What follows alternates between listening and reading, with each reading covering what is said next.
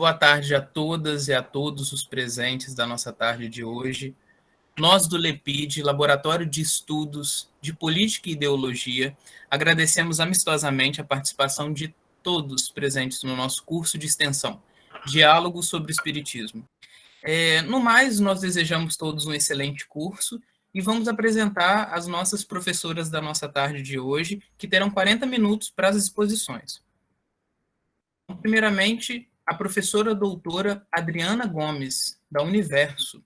A professora Adriana possui pós-doutorado em História Social pela Universidade Federal do Rio de Janeiro, doutorado em História Política pela Universidade do Estado do Rio de Janeiro, mestrado em História Política e Cultura pela Universidade do Estado do Rio de Janeiro, especialização em História Contemporânea pela Universidade Federal Fluminense e graduação em História pela Universidade do Estado do Rio de Janeiro. As áreas de interesse são História Cultural, Social, História do Brasil, com destaque para o Império e o Limiar da República, História das Religiões e Religiosidades, com destaque para o Espiritismo, movimentos sociais, processo de secularização no Brasil, periódicos, história do direito na Primeira República, história da medicina, da ciência, sobretudo as teorias evolucionistas e criminológicas dos 800.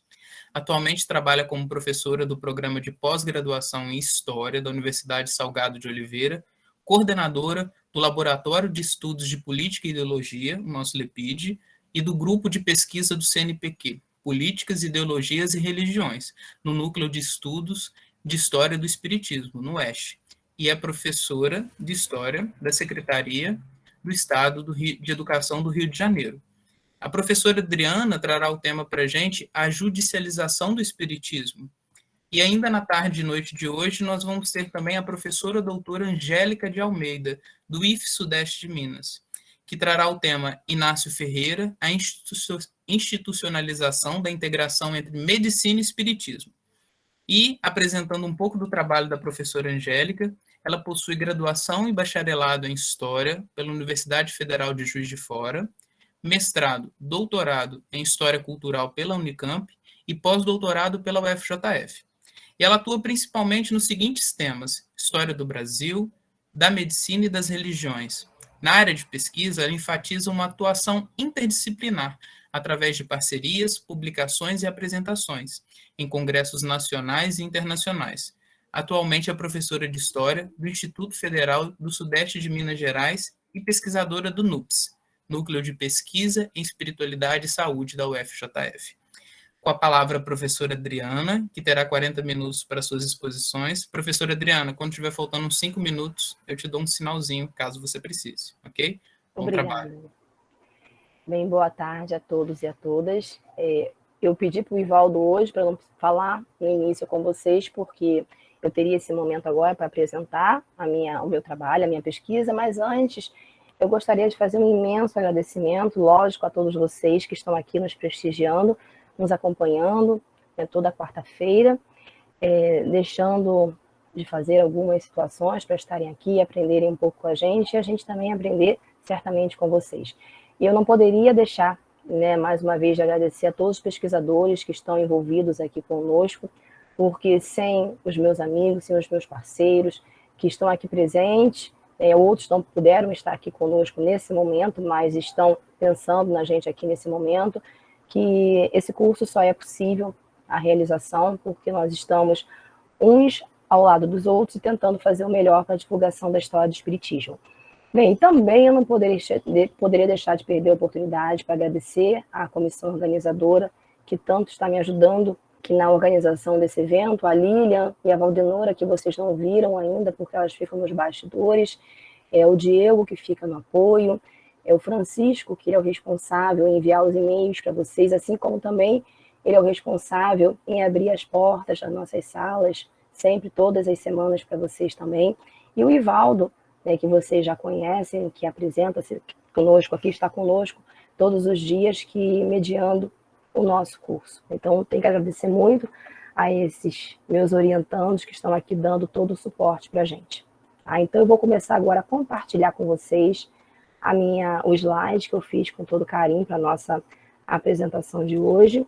Bem, a minha fala de hoje é sobre a judicialização do espiritismo. E qual é a minha proposta, né, com essa fala? Né, qual é de forma resumida, né, quais são as ideias que eu quero trazer aqui para vocês, para nós discutirmos juntos?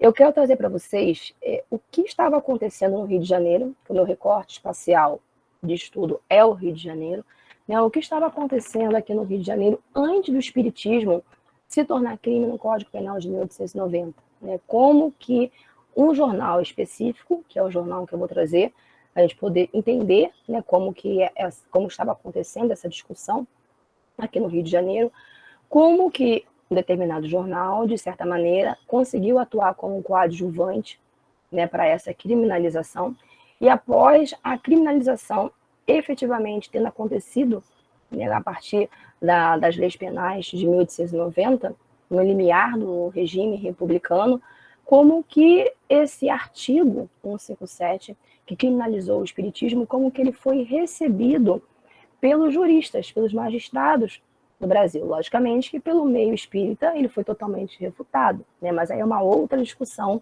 aí seria uma outra palestra, né? A minha palestra de hoje vai ter esse foco, tá? De trazer para vocês como que foi construído, né, essa ideia do espiritismo ser um mal para a sociedade, né, que a gente vai entender como que vai ser esse processo, e a partir desse mal, a necessidade de se criar um bem jurídico de salvaguarda à tranquilidade pública e à saúde pública, e como que, após a criação desse artigo, os magistrados do Rio de Janeiro, principalmente, eles vão, que era a capital na ocasião do Brasil, como que eles vão interpretar esse artigo, tá bom? Então, bem, o jornal que eu estudei na minha tese de doutoramento é um jornal chamado Gazeta de Notícias, é um jornal de grande circulação aqui no Rio de Janeiro, é um jornal popular, por isso que eu escolhi esse jornal, porque é um jornal popular, então é um jornal que era lido por pessoas com menos poder aquisitivo, o valor dele é muito mais baixo. Teria uma ideia só que, enfim, são questões que fazem parte de uma pesquisa, isso é importante.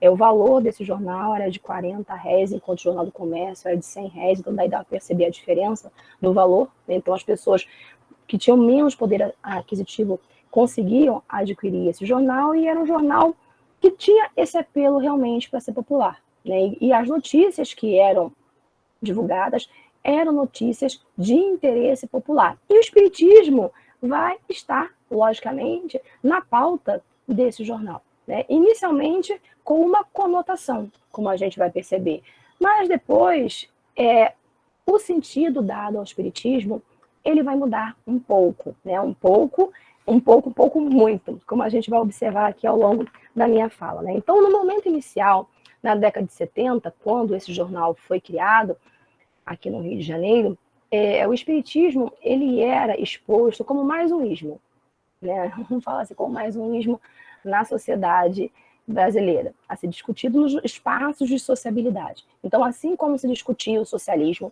se discutia o anarquismo, se discutia o capitalismo, o liberalismo, enfim, também se discutia o espiritismo, né? Então, o espiritismo estava na moda, né? Estava na moda, estava nos processos de discussões, nos espaços, enfim, e o jornal, de alguma maneira, ele tinha que expor esse anseio, essas discussões que estavam emanando na sociedade carioca no momento. E nesse momento inicial, né, nessa década de 70, o espiritismo ele vai ser apresentado à sociedade carioca por meio de notícias em que anunciavam o espiritismo como sendo uma novidade, né, como algo que estava ocorrendo na Europa, que estava entrando no Rio de Janeiro, estava sendo extremamente disseminado, discutido, né, como um fenômeno, como uma curiosidade. Era essa a conotação que o jornal vai dar nesses anos 70. Né? Então, até coloquei para vocês aqui um fragmento do jornal, né, e peguei uma partezinha também, coloquei aqui para vocês do fragmento, que é só para vocês terem uma ideia de como que eles tratavam o espiritismo, isso em 1877. Né? O espiritismo é uma crença de que as almas dos defuntos, sendo convenientemente evocadas, aparecem e tornam-se visíveis aos olhos mortais, ou manifeste a sua presença por muitos sinais, como tombando ou levantando mesas e cadeiras em qualquer sala, ou puxando pelos narizes ou orelhas pessoas, enfim, né? Situações que era a ideia que queria se passar do espiritismo, né? Como algo curioso, algo diferente. E o interessante, dando continuidade a isso aqui, que eu quero chamar a atenção de vocês para o que vai acontecer mais à frente, era a interpretação que esse jornal vai dar ao espiritismo na questão de qual vertente ele vai mais ou menos posicionar o espiritismo. Ele vai dizer assim, ó, muitos adeptos do espiritismo o veneram como uma religião, né? Veneravam como uma religião, mas a Gazeta ainda não afirmava, nesse momento aqui, que o espiritismo era uma religião, mas os seus adeptos veneravam como sendo uma religião. Reservem isso, porque isso vai ser muito importante na ocasião da criminalização, né? Porque vai ser justamente esse viés, o viés religioso, que vai fazer com que muitos espíritas que vão ser enquadrados no artigo 107 pudessem ser inseridos, né? A ideia do espiritismo ser considerado uma religião, tá bom? Então, eu queria chamar a atenção para vocês nesse slide, nesse sentido, né? Então, o espiritismo ele era discutido nos espaços de sociabilidade como uma ideia, como algo novo que veio da Europa, que veio da França e que aqui no Brasil também estava começando a ganhar o seu espaço. Entretanto, nos anos 80, né, a segunda metade dos anos 80, aquelas notícias que eram notícias tão positivas em relação ao espiritismo, elas começam a ganhar um teor mais pejorativo, né? Porque o espiritismo ele vai começar a ser associado a uma série de mazelas de ordem pessoais e de ordem sociais, isso publicados na Gazeta, né? E essas matérias elas vão ser tanto publicadas em editoriais do jornal, em vários editoriais do jornal, como também até em uma coluna que foi criada no jornal, foi criada no jornal ao longo aí da sua vida, que era uma coluna chamada Publicações a Pedido. Essa coluna era uma coluna que abria espaço para que a população pudesse, de alguma maneira, publicar o que elas queriam e tinha a possibilidade de ter o anonimato. E aí, justamente, nessa Publicações a Pedido, né, que tinha de tudo nessa coluna do jornal, que merece até um estudo específico nessa coluna, vai uma dica aí para quem quer estudar o espiritismo, vai uma dica, o espiritismo ele vai ser extremamente açoitado, né, nessa coluna, porque como não existia necessidade de você expor a sua identidade, as pessoas iam lá, falavam o que elas bem entendiam e ficava por aquilo mesmo, né, como se fosse uma verdade absoluta, porque estava ali escrito no jornal, né? Se não tivesse uma criticidade em cima daquilo, aquilo era tomado como sendo uma verdade, né? E o que era associado ao espiritismo nesse momento, nos anos 80, na Gazeta?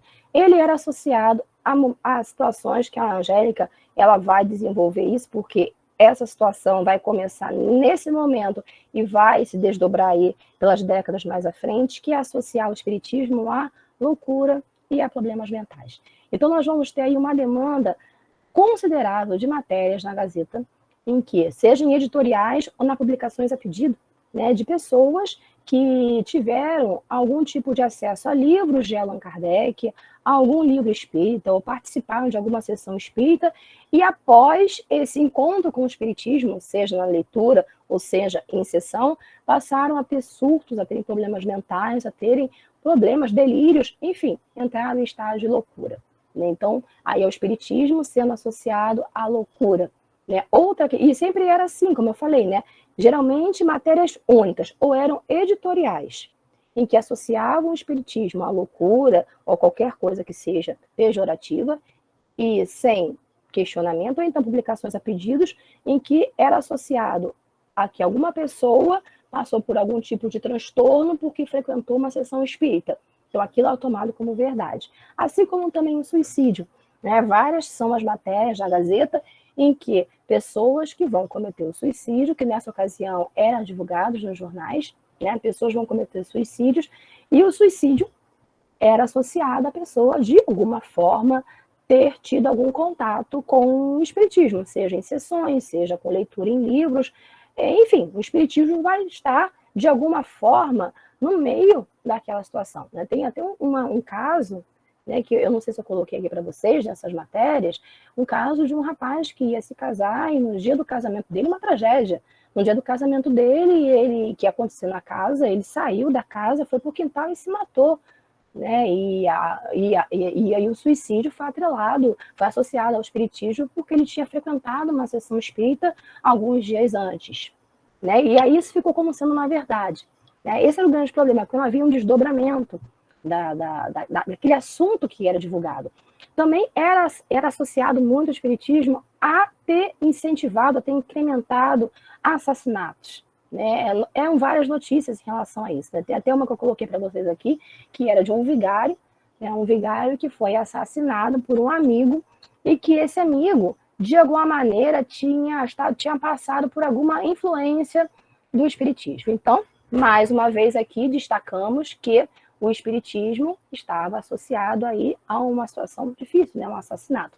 E ao desaparecimento de pessoas também. Né? Era muito comum as pessoas desaparecerem, né, deliberadamente, e associarem aquele desaparecimento da pessoa a, enfim, a ter frequentado uma sessão espírita, ou terem lido livros espíritas, enfim, alguma coisa que fosse nesse sentido.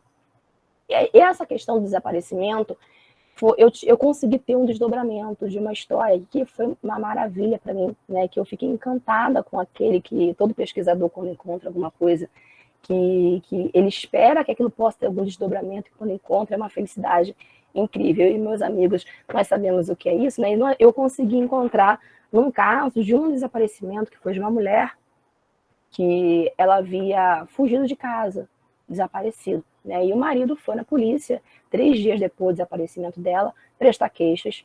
E aí ele prestou queixa, falou que a mulher fugiu de casa, havia abandonado os filhos, enfim. E aí essa queixa dele foi publicada no jornal, na Gazeta. Né?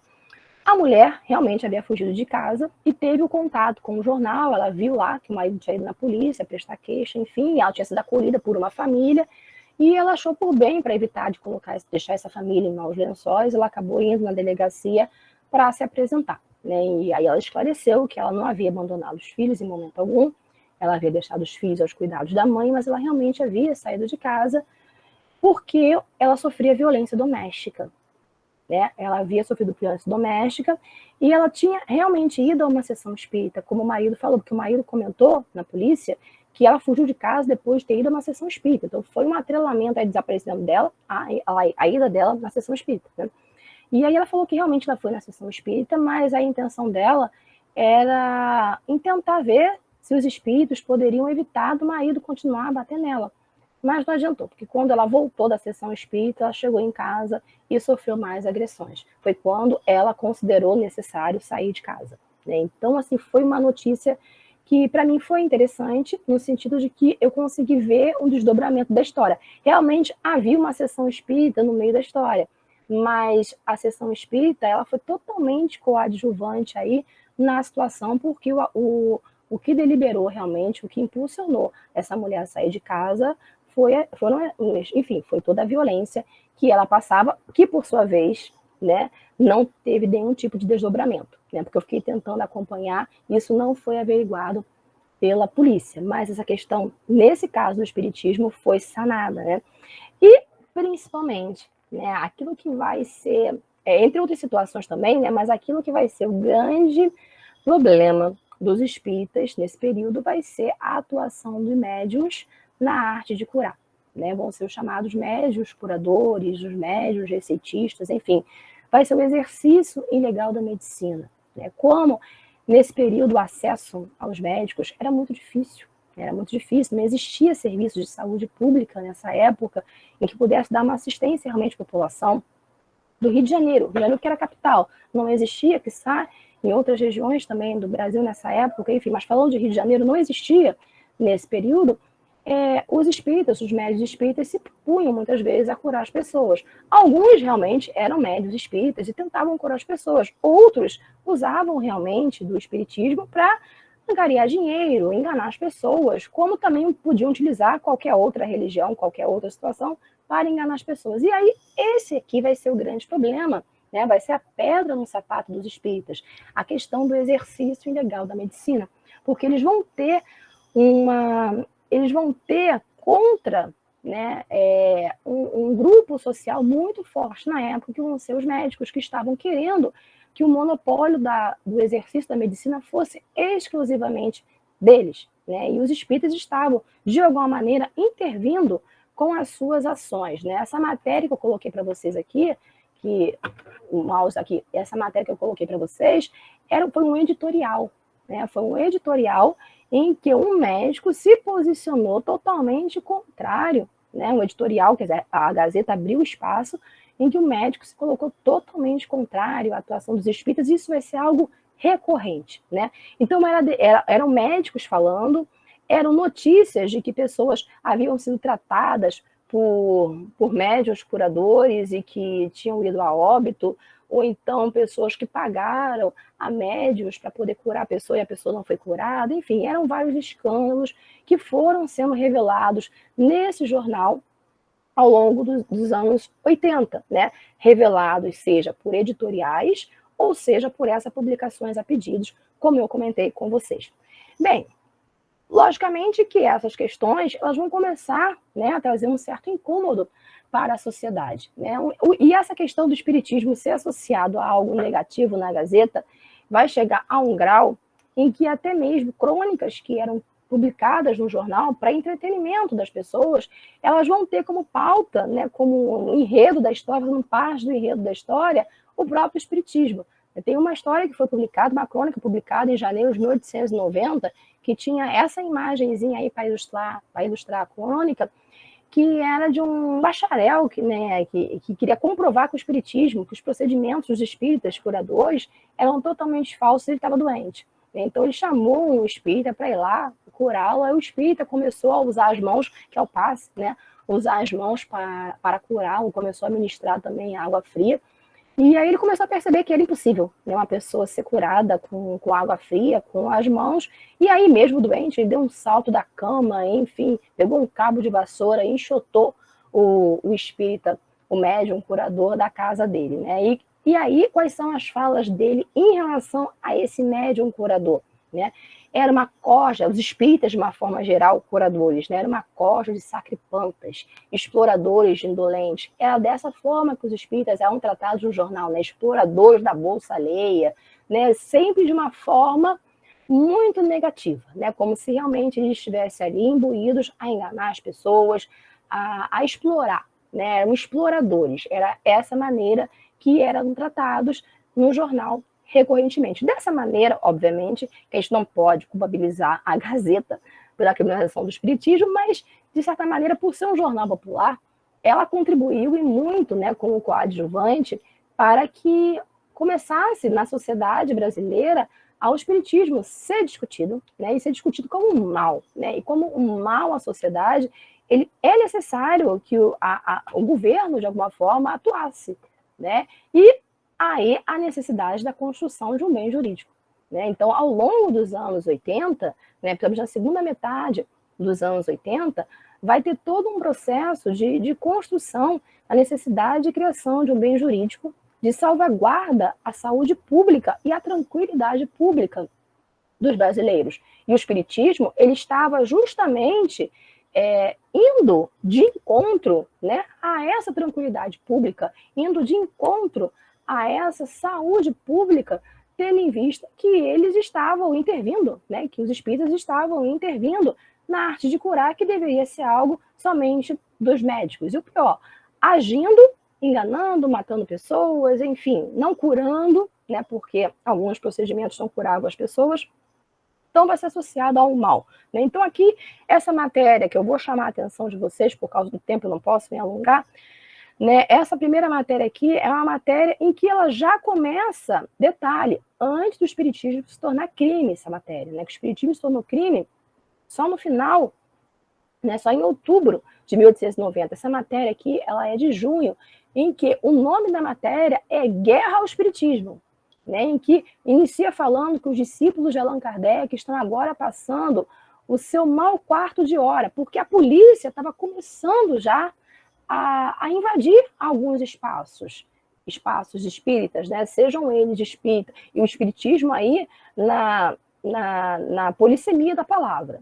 Tá? Essa palavra, o espiritismo, nesse período, era uma palavra extremamente polissêmica. Né? Então, todas as religiões mediúnicas eram consideradas espiritismo, mas essa notícia aqui especificamente, apesar de no meio do caminho falar de cartomantes, enfim, ela inicia falando do Allan Kardec, né, que os discípulos de Allan Kardec estariam começando a passar por problemas considerados, né, complicados, e que já era a hora dessa situação começar a acontecer. Por quê? Justamente eram os espíritas, né, que a gente considera como espíritas hoje, não na polissemia da palavra, eram mais eles que exerciam realmente essa arte de curar, apesar que existiam também muitos curandeiros, que eram curandeiros afro-brasileiros, né, que usavam procedimentos ali de religiões que são consideradas religiões de matriz africana. Então, assim, várias são as manchetes, como vocês podem ver aqui, eu peguei de junho, peguei para vocês de agosto,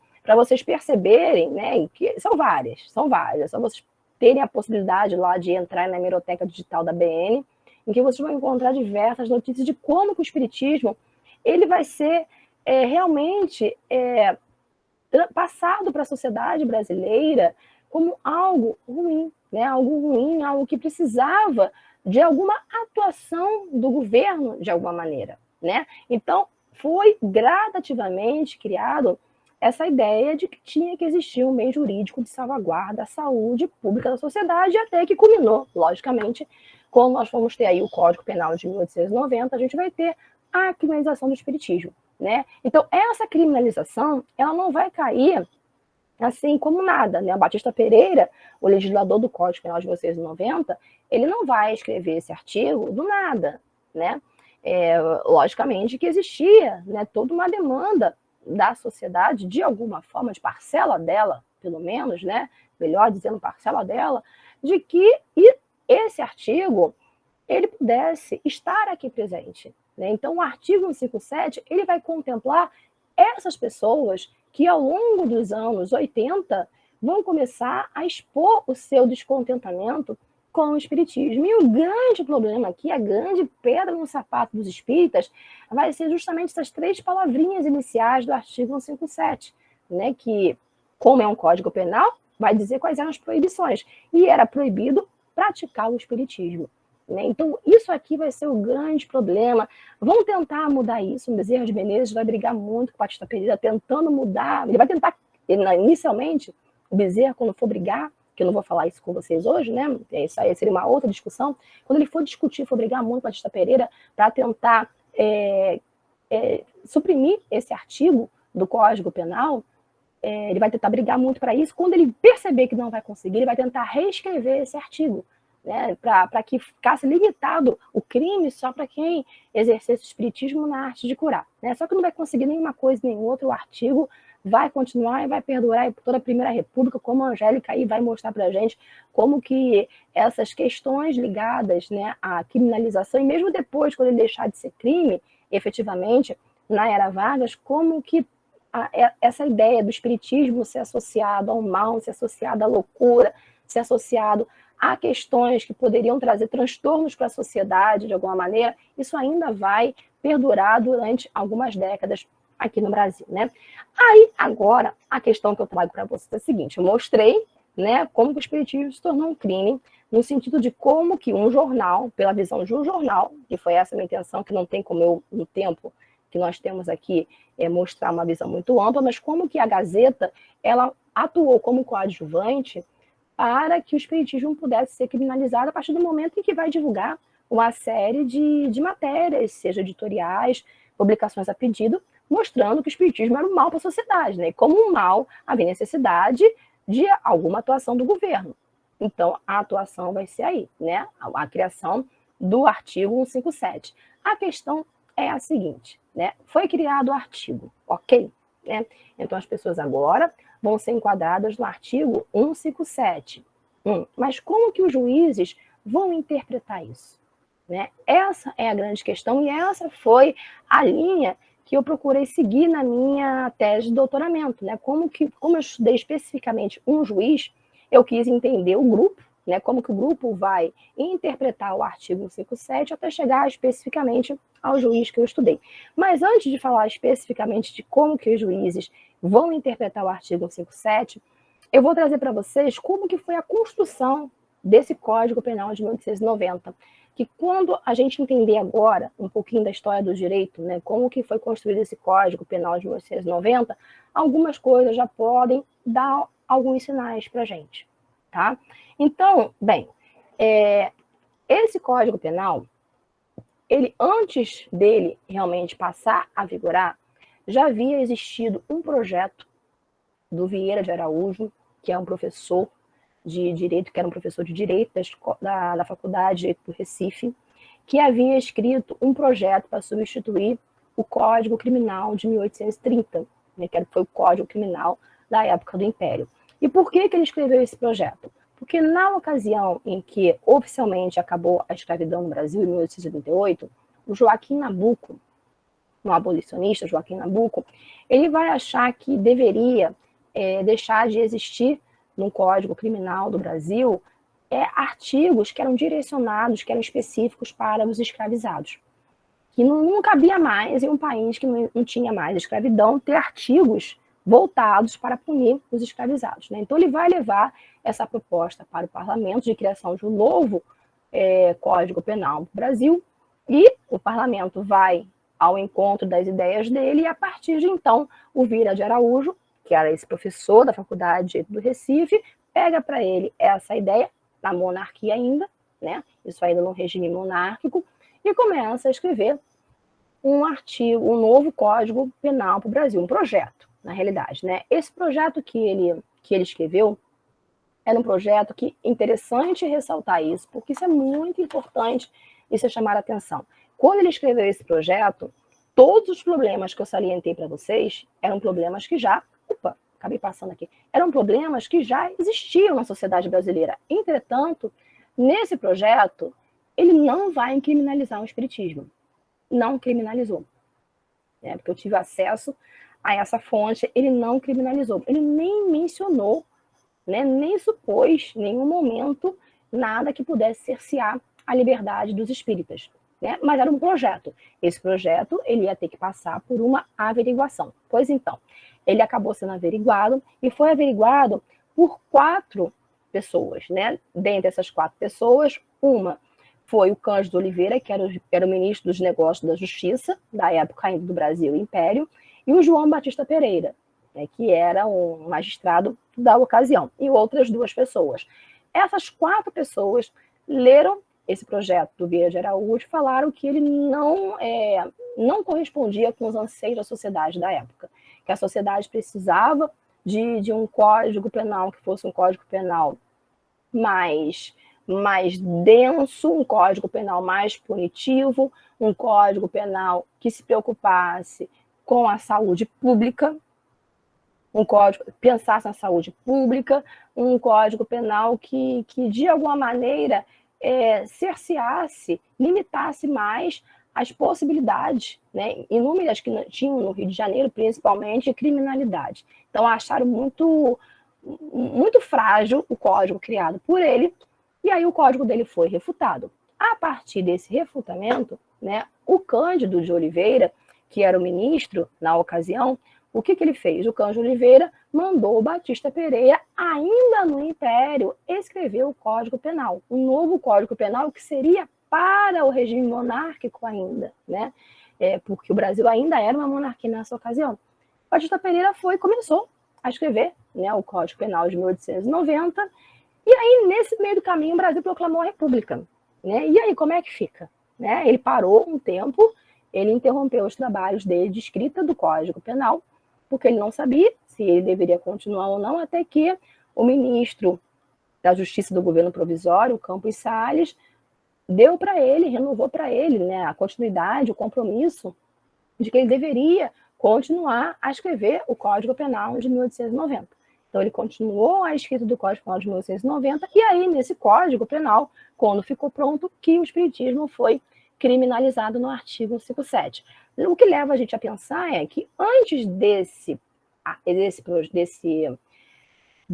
Código Penal ser criado por Batista Pereira, né, um outro projeto havia sido criado, as demandas da sociedade eram as mesmas, e o outro projeto nem pensou em criminalizar o espiritismo. A Batista Pereira criminalizou o espiritismo, né?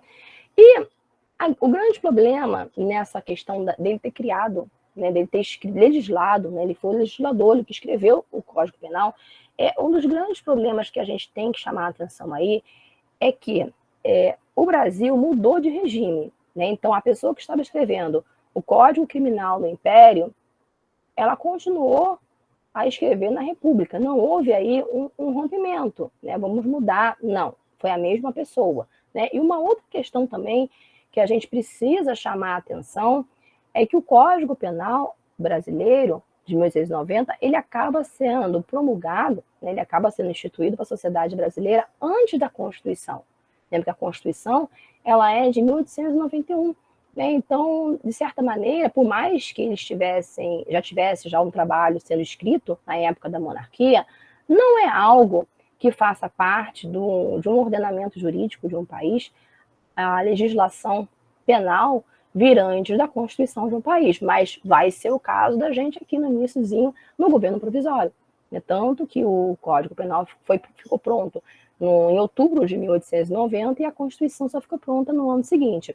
Quando o Campos Salles, né, ele se deparou com essa situação, né, dentro daquilo que podia ser, na época, né, ser questionado, no governo ser questionado, foi questionado para ele o porquê, né, da necessidade de se ter um Código Penal antes da Constituição ter sido promulgada. Né? E aí ele vai dizer que justamente para amparar a Constituição que estava em processo de escrita, né?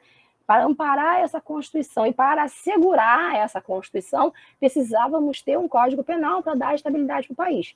Essa vai ser a justificativa do Campos Salles. Né? E o mais interessante nisso tudo, que aí tem toda uma questão aqui do governo provisório, o autoritarismo desse período, que a gente não pode, em momento algum, deixar de considerar essa situação nesse contexto histórico, que esse Código Penal legislado por Batista Pereira, ele só foi apreciado por 5 pessoas. Somente 5 pessoas foram as responsáveis pela leitura desse projeto, que vai se tornar o Código Penal, e dessas 5 pessoas, uma era o Campos Salles, ministro, que havia estabelecido o acordo com o Batista Pereira, e o outro era o próprio Batista Pereira. E, conclusão, por conta de uma comissão verificadora que foi nesse sentido, em menos de 15 dias, em 12 dias, o Código Penal foi aprovado. Então, não ocorreu aqui uma discussão profícua. Não ocorreu. E isso aqui vai gerar um problema.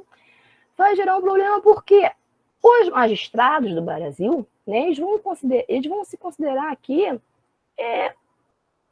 pessoas que não tiveram voz alguma, né? Eles vão ser, na realidade, eles vão se sentir desconsiderados, né? Porque no Brasil já existia nessa época a Faculdade de Direito do Recife, já existia a Faculdade de Direito de São Paulo, já tínhamos o Instituto dos Advogados Brasileiros, já tínhamos espaços de discussão no Brasil do direito, e esses espaços, esses lugares, não tiveram representantes para discutir esse novo Código Penal republicano. Né? Somente 5 pessoas foram as responsáveis para que esse Código Penal fosse instituído, né? Por meio do decreto 847, no dia 11 de outubro de 1890.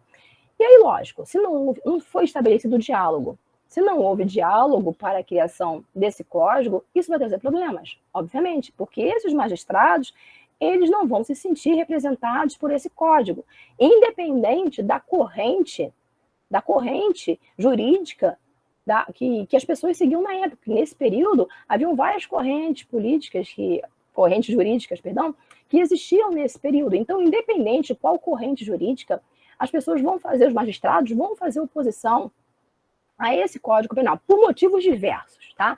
Alguns vão achar que o código era muito fraco, era muito benevolente, que deveria existir um código muito mais forte para acabar com a criminalidade, sobretudo no Rio de Janeiro. Enfim, outros vão achar que o código era um código muito penoso para algumas pessoas, porque cerceou uma série de liberdades individuais, né? Foi um código que teve essa característica, né? Ele cerceou as liberdades individuais dos imigrantes considerados indesejáveis, né? Dos anarquistas, dos capoeiras e dos espíritas, né? E essa ideia aqui do cerceamento da liberdade individual dos capoeiras e dos espíritas, reservem isso, porque o Batista Pereira vai enxergar esses dois aí de uma forma muito similar, que a gente vai ver mais à frente, né? Então, ele vai cercear a liberdade individual desse grupo, né? E como foi um código, como eu falei para vocês, que não houve um diálogo, ele não vai ter reciprocidade, né? Ele não vai ter uma receptividade dos seus pares. E aí, por não ter receptividade, as críticas, elas vão começar a acontecer, e muitas vão ser as críticas. O Lima Drummond, que era um juiz muito atuante aqui no Rio de Janeiro, ele vai chegar a dizer que a pessoa que se debruçasse a escrever um novo código penal para o Brasil, ele iria fazer uma magnitude para o país, né? Aquela pessoa que elaborasse, que se debruçasse em escrever as novas leis penais para o país, essa ação dela ia ser um ato de patriotismo. Isso para vocês terem uma ideia. E era um juiz extremamente importante, Lima Drummond, e ele vai falar isso abertamente, porque o código não vai ser num todo, né? Não é em relação a 157, não. Num todo, ele não vai ter receptividade entre os seus pares, né? Entre os magistrados. O João Pereira Monteiro, ele vai chegar ao ponto de dizer publicamente também, né, que o Código Penal de 1990 foi o pior de todos os códigos já conhecidos no mundo inteiro. Do mundo inteiro. Então, assim, existia, alguns até vão chegar a falar que o Código Criminal de 1830 era melhor do que o Código Penal de 1890. O problema era a questão do tempo, né? Que o tempo acabou tornando aquele outro código, né, o Código Criminal, obsoleto em diversos aspectos, né? Algumas leis ali se tornaram leis mortas, mas tinha sido muito mais bem redigido até do que o Código Penal de 1890. Então, as críticas, elas foram inúmeras. E, então, o que aconteceu? Né? Pelas críticas terem sido inúmeras, logo, né, foi criado um novo projeto para substituir o Código Penal de 1890, e quem, mais uma vez, vai se debruçar para fazer isso? O Vieira de Araújo, né? Aquele professor que tinha criado o projeto na ocasião que eu falei com vocês, pois então. Ele vai se debruçar mais uma vez em criar um Código Penal para o Brasil. Então, ele vai escrever em 1893, né? Ele escreve um código penal, um projeto, na realidade, né? Um projeto de código penal. E aí, esse projeto, ele vai ser intensamente discutido, né? Ele vai ser discutido na Faculdade do Recife, de São Paulo, enfim, todos esses espaços em que atuavam juízes, magistrados, enfim, né? Em todos esses espaços do direito, ele vai ser discutido, tanto que ele escreveu em 1993, né? E só ficou pronto em 97. Olha quanto tempo que foi discutido e foi mudando, enfim, até realmente criar todo um corpo, esse novo código, que seria, né? O novo Código Penal só ficou pronto realmente em 1997, quando foi passar pela Câmara dos Deputados, que aprovou, né? A Câmara dos Deputados aprovou esse projeto do Vieira de Araújo, né? Quando aconteceu o aprovamento, era quase que certo, né, que esse novo Código Penal, que não iria criminalizar o espiritismo, diga-se de passagem, tá? Já eu vou dizer quais vão ser os argumentos que ele vai dar para refutar a criação desse artigo 157, tá? Ele não criminalizou o espiritismo, vale ressaltar isso. Passou pela Câmara dos Deputados, mas depois, quando foi para o Senado, ninguém entendeu, ficou parado o processo. Ficou parado, ninguém entendeu. O Vieira de Araújo não entendeu, ninguém entendeu, ficou parado. Conclusão, não foi substituído e continuou o Código Penal de 1890. Entretanto, quando o Vieira de Araújo escreveu, né, esse novo projeto de novas leis penais para o nosso país, ele não vai escrever usando a opinião dele, não. Né? Ele vai procurar entender como que a sociedade brasileira, naquele momento, estava lidando com alguns artigos que foram legislados por Batista Pereira, entre eles o artigo 157. Né? Então, ele vai tentar entender como que os juízes estavam interpretando, como que os juízes estavam agindo diante de réus enquadrados nesse artigo. E aí ele vai se apropriar, né, de percepções de juízes relevantes aqui no Rio de Janeiro na época, que foi o Gabriel Ferreira, o Miranda Ribeiro, o Lima Drummond, eu já mencionei sobre ele para vocês, né? E o que eu estudei, que foi o Viveiros de Castro, Francisco José Viveiros de Castro. Ele vai pegar esses 4 juízes como referências para que o artigo 157 fosse refutado nesse projeto. E o que vão dizer esses juízes, né? O que esses juízes diziam em relação ao artigo 157? O Gabriel Ferreira, ele vai dizer que a simples prática de praticar o espiritismo, a simples prática, né, de exercer, de praticar, né, o espiritismo, não poderia se constituir crime. Não tinha como se constituir crime porque era o exercício da liberdade de consciência. Essa vai ser a percepção do Gabriel Ferreira. O Miranda Ribeiro e o Lima Drummond, eles já vão convergir nas ideias. Eles vão dizer que, logicamente, que eles sabiam, que era fato também, que algumas pessoas usavam o espiritismo como um instrumento, como um recurso para enganar as pessoas. Isso era fato. Né? Então, que cabia ao juiz identificar no momento do enquadramento para entender aquilo que estava acontecendo. Né? E se caso realmente ficasse claro que aqueles réus haviam utilizado, né, o espiritismo para enganar, para iludir as pessoas, essas pessoas deveriam ser enquadradas não no 157, né, mas no artigo 353 e 355, que eram os artigos relacionados à falsificação. Minutos, tá? Né? Já o Viveiros de Castro, perfeito, meu amor, já o Viveiros de Castro, ele vai dizer, né, que vai estipular mais alguns detalhes em relação a essa punição. Ele vai dizer que caso nós tivéssemos, ele por um acaso, né, pegasse algum processo em que o chefe da seita espírita, palavras dele, né, promovesse de alguma maneira o dano à saúde de uma pessoa ou levasse a pessoa à morte, né, com as suas práticas espíritas, essa pessoa deveria sim ser punida, mas não no artigo 157, mas ser punida, seja por lesão corporal, né, ou seja por homicídio culposo. Né? Então, ela deveria, sim, ser punida por ter levado uma pessoa à morte ou por ter contribuído para uma doença, agravamento para uma doença de uma pessoa. Agora, não por praticar o espiritismo. Né? Essa vai ser a interpretação dele. A outra interpretação dele também vai ser que, em alguns casos, como eu falei com vocês, né, que também era comum algumas pessoas usarem o espiritismo para enganar outras pessoas. Então, nesses casos, essas pessoas deveriam ser enquadradas em crimes de estelionato, e não no artigo 157, como havia sido criado.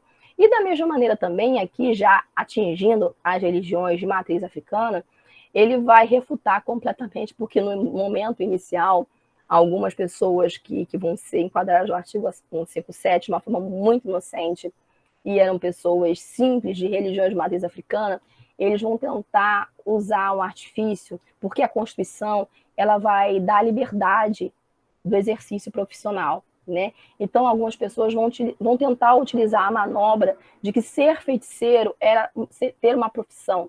Aí vou falar, eu sou feiticeiro, eu tenho uma profissão, e aí ele vai dizer que isso era impossível, isso era inadmissível. Né? Aquela pessoa que fosse utilizar para a sua defesa de que ser feiticeiro era o exercício era o exercício profissional, isso não poderia ser aceito de maneira alguma. Né? Então, ele vai criar algumas questões.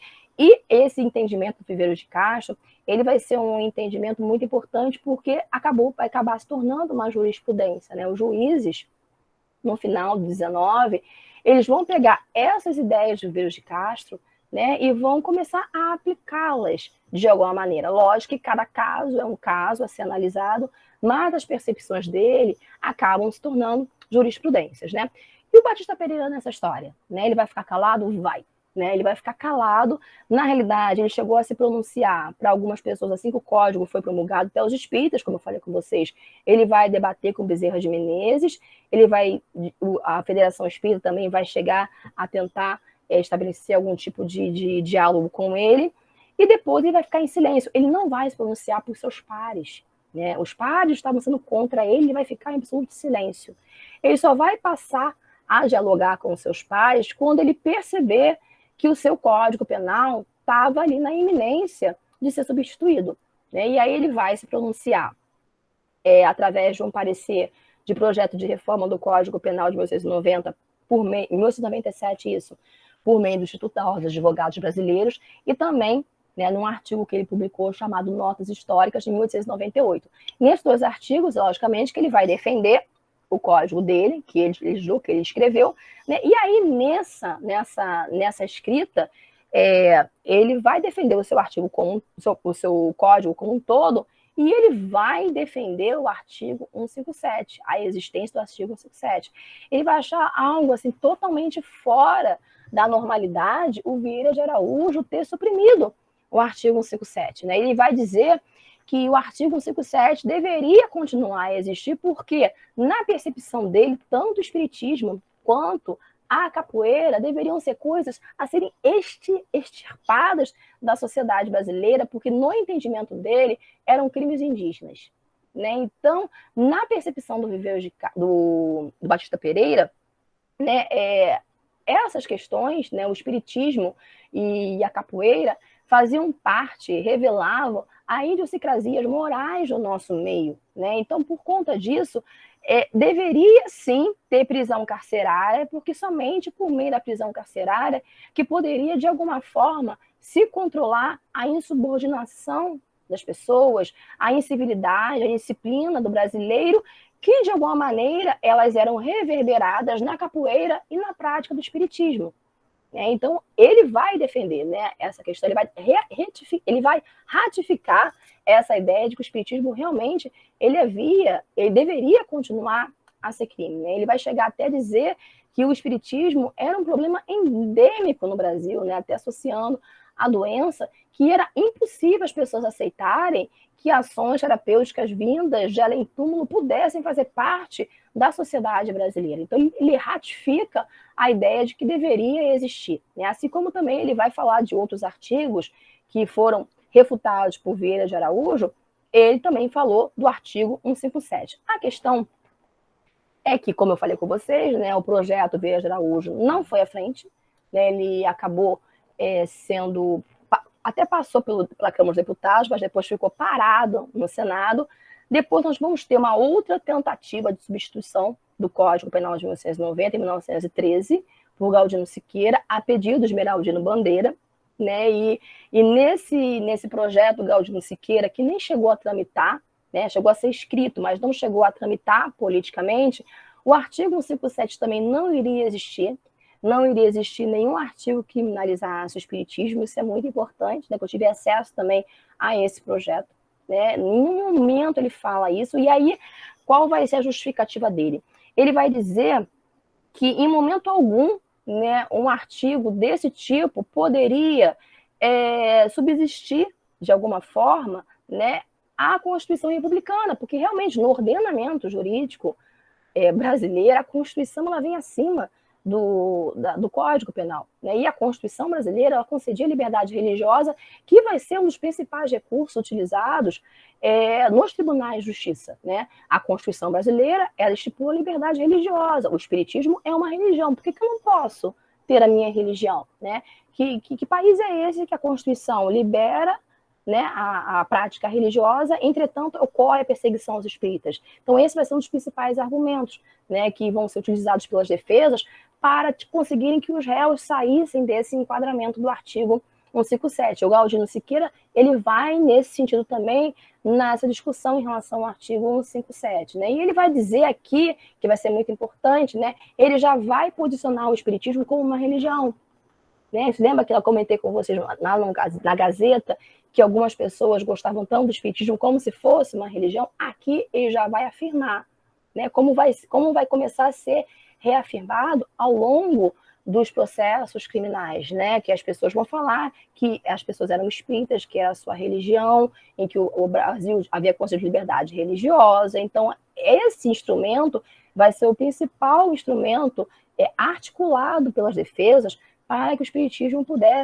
os réus pudessem ser, de alguma forma, pudessem sair daquela condição de serem pessoas criminosas, né? Então ele vai dizer que era uma religião, sim, era uma religião, olhar dele, né? Era uma religião que faria parte do ramo das ciências ocultas cultivadas em todos os países, mas era uma religião.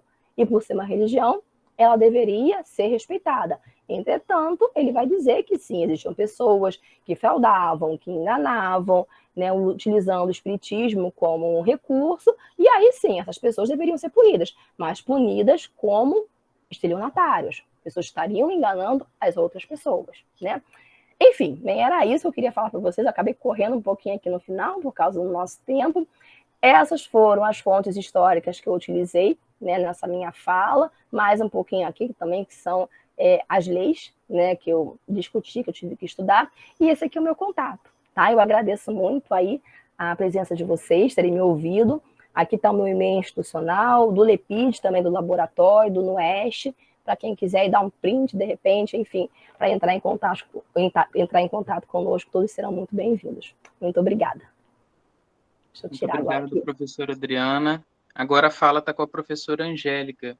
Pode ficar à vontade, professora. Tá joia, obrigada. Só um minutinho que eu já vou compartilhar aqui com vocês. E aí a gente já começa.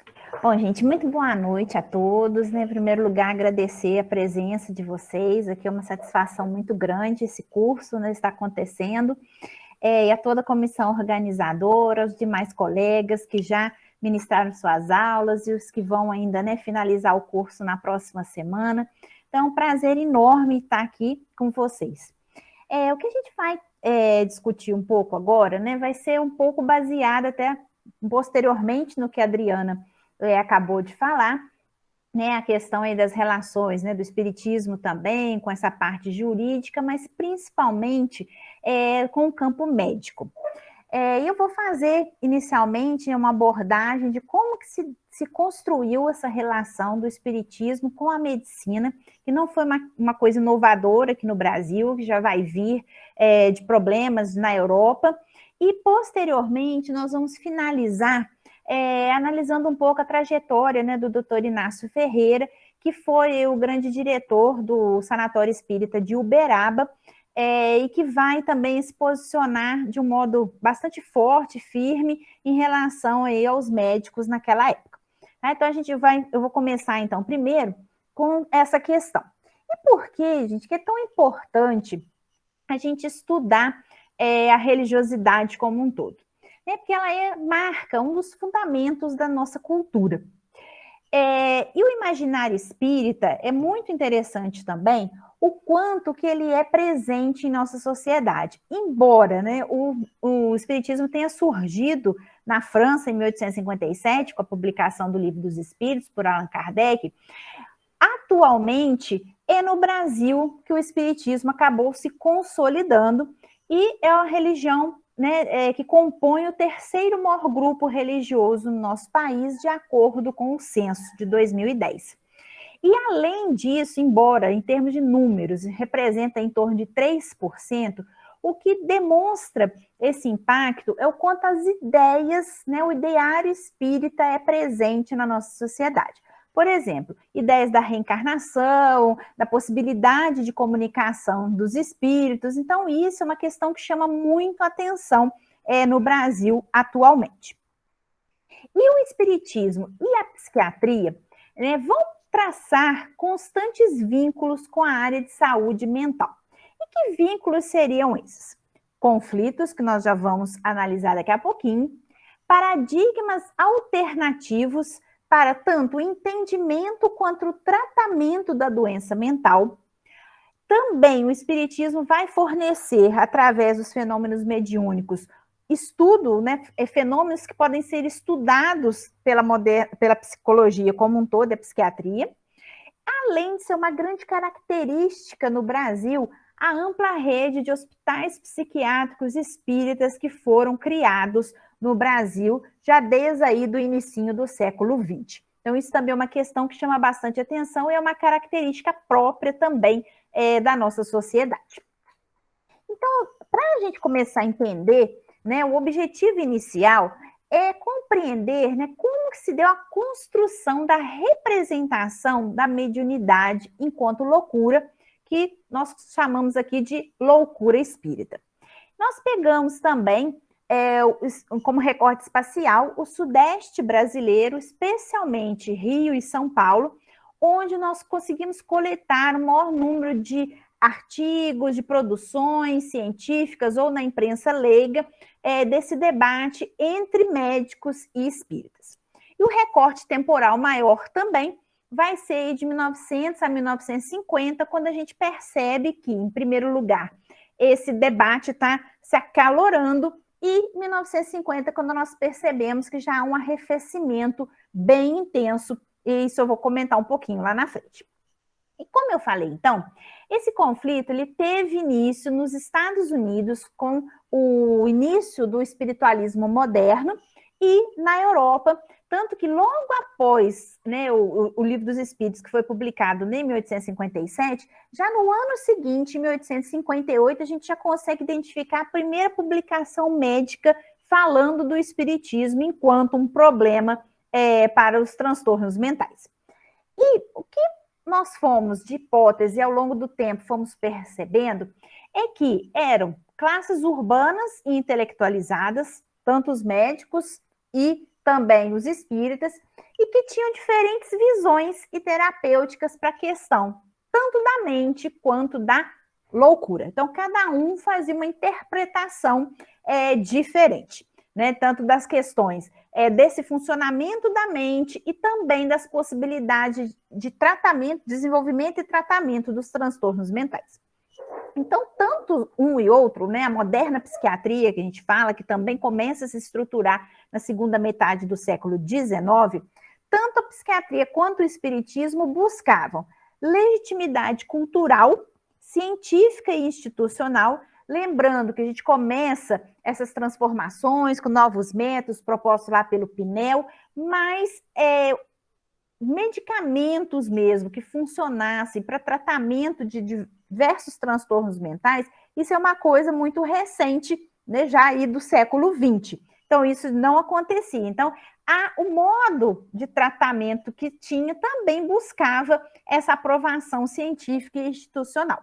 E também a hegemonia de suas representações, ou seja, aquele que vencesse o discurso seria aquele mais gabaritado, mais capacitado de se pronunciar sobre as questões aí da mente e da loucura.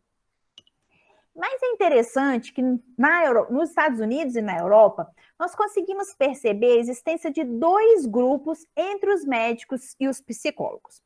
O primeiro, que passou a investigar os riscos do espiritismo, tanto para o desencadeamento da loucura, ou como misticismo, uma coisa de gente atrasada, um retorno, um regresso, né, um século de progresso, como o século XIX, então as pessoas estariam retornando a eras místicas, ou fraude e charlatanismo, ou seja, que os fenômenos mediúnicos de fato não existiam, e isso então seria a fraude enganando as pessoas. E um outro grupo que vai estabelecer diversas sociedades, estabelecer diversas sociedades de pesquisas psíquicas, tanto na Europa, na Inglaterra, como nos Estados Unidos, que vai achar, olha, são fenômenos, a gente não sabe explicar, mas é importante que sejam estudados. Só que o primeiro grupo da investigação aí da loucura é que vai ser o grupo que vai influenciar mais diretamente no Brasil. Pela investigação que eu fiz, eu não consegui identificar a formação desses grupos de pesquisa no Brasil, como aconteceu, por exemplo, na Europa e nos Estados Unidos. Então, o debate da loucura espírita, ele começa, né, o primeiro artigo que nós conseguimos identificar foi em 1896, do Dr. Franco da Rocha, que vai ser o grande diretor aí do Hospício do Juqueri, e ele vai escrever ainda no relatório de atividades anuais do hospício, ele vai escrever que o espiritismo era uma causa crescente de loucura e que seria de uma imprudência lastimável e inteiramente inútil essa nova religião, que só tem servido para aumentar o número de loucos.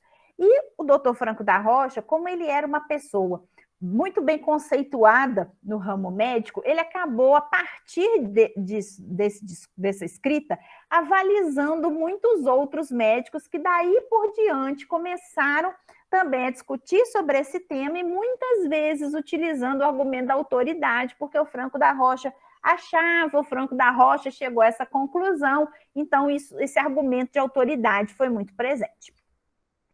E deu para perceber que tanto no meio intelectual dos médicos e também dos espíritas, nós tivemos uma significativa produção em termos de livros, teses na Faculdade de Medicina do Rio de Janeiro, artigos, moções ao governo solicitando aí providências, já que o espiritismo era enquadrado aí no Código Penal, como a Adriana falou, inquéritos de especialistas, que eu já vou falar para vocês, discursos e conferências. E defendiam, né? Principalmente o que os médicos defendiam, que é o que nós vamos ver agora primeiro, depois nós vamos ver lá sobre os espíritas. Eles defendiam um controle governamental maior, ou seja, cumpra o que o Código Penal estabelece, proibição de divulgação do espiritismo, porque quanto mais divulgasse para eles, mais problema, né? Mais adeptos poderia trazer e com isso mais problemas, e também o combate ao charlatanismo, ou seja, a prática ilegal do exercício da medicina que poderia ludibriar as pessoas ao acreditar que estavam sendo tratadas pelo espiritismo. Tratamento e internação dos médiuns, ampliação do tratamento médico público que muitos expunham nos seus escritos, que muitas vezes as pessoas procuravam os atendimentos aos centros espíritas, na Federação Espírita Brasileira também, que tinha um gabinete, né, de assistência aos necessitados, elas procuravam porque não tinha atendimento médico público suficiente para as pessoas buscarem auxílio. E também uma questão que foi, né, já aconteceu lá na Europa e vai acontecer aqui no Brasil também, essa associação do espiritismo ao primitivismo e também as religiões afro-brasileiras, que vão aí surgindo, os fenômenos mediúnicos, né, das religiões afro-brasileiras, que eles vão começar a comparar também a prática espírita com os fenômenos aí dessas religiões. Aqui eu trouxe alguns recortes de jornais para vocês. A Sociedade de Medicina e Cirurgia, que é cadeia para os que curam pelo espiritismo. O peso da lei contra os espíritas que curam, né, que pega a parte da prática. Essa também é bastante interessante. Um médico, o Dr. Carlos Fernandes, ele vai dizer: se eu me dissesse inspirado pelo espírito de Caxias, né, do Duque de Caxias, alguém me daria poder de comando no exército? Então, ele também vai falar. E vem embaixo, olha lá, os médicos erram 10 vezes, mas os curandeiros espíritas erram 10.000 vezes. Então, ele vai destacar essa questão importante. Olha lá, os médicos pedem que o governo proíba aos médiuns de curar e que abra mais hospitais para os pobres, que é exatamente aquilo que eu comentei anteriormente. Professora Angélica, o slide não está passando para a gente. Não? A gente só está visualizando ele não em tela cheia. Se você puder executar ele para a gente, pelo menos para mim não está aparecendo. Está agora? Ele está em tela cheia? Você colocou em tela cheia? Coloquei. Para a gente não está. Para a gente está aparecendo o slide, os médiums pedem que o governo proíba pequenininho. Isso. Olha, mas o que será que está havendo? Vamos ver se melhorou agora. Tá.